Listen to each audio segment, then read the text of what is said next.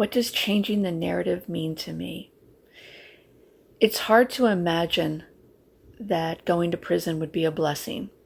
For some, it may be a blessing because they were able to address their addiction or get help for their mental health or to get away from a bad situation.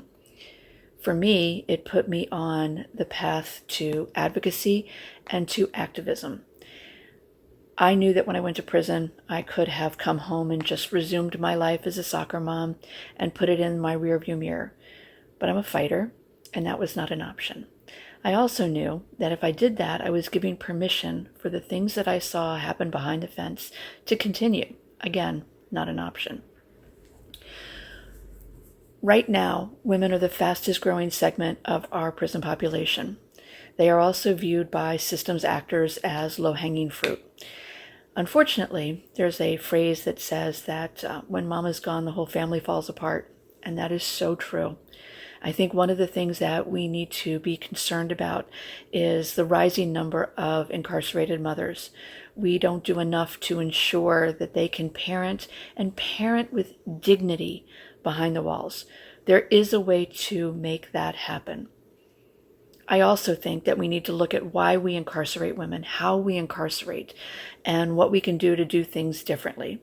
I do believe, and I believe in my soul, that there are other ways that we can address the societal ills and issues that drive women into the path of the criminal legal system, because there is no justice in our system.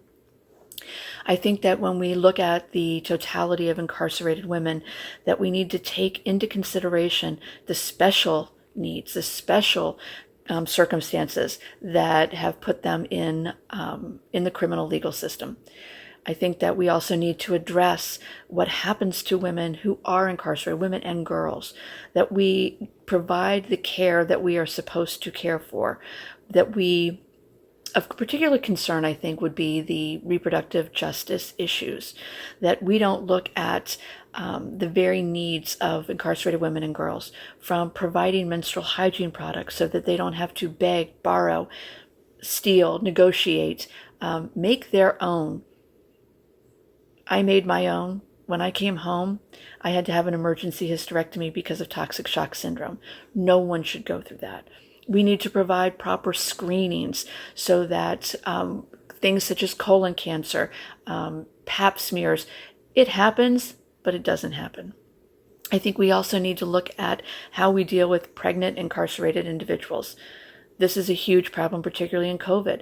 We should not be incarcerating anyone who is pregnant or post-pregnant. We also need to make sure that they have access to the proper prenatal health care that they need, including counseling for what their options are and making those options available to women. I think that right now, one of our biggest issues is the length of time that mothers are out of the home. Mothers and women are the backbone of our community. If we do not do something different, our communities will continue to suffer. We will see more intergenerational incarceration rates, just driving our issue of mass incarceration to the brink. But I do believe that we are at a tipping point. I do believe that when we change the narrative, when we redefine who we're incarcerating, we humanize and we treat people with dignity, then we can institute some of these changes. For me, it's about dignity. I'm not going to say that going to prison blessed me, because it certainly wasn't a blessing for my family and the people that were around me. But I will say that since I've been home, I have been blessed with the opportunity to fight for, to advocate for the rights of those individuals that we have incarcerated in our systems. That's my privilege. That's my right. That's how I'm changing the narrative.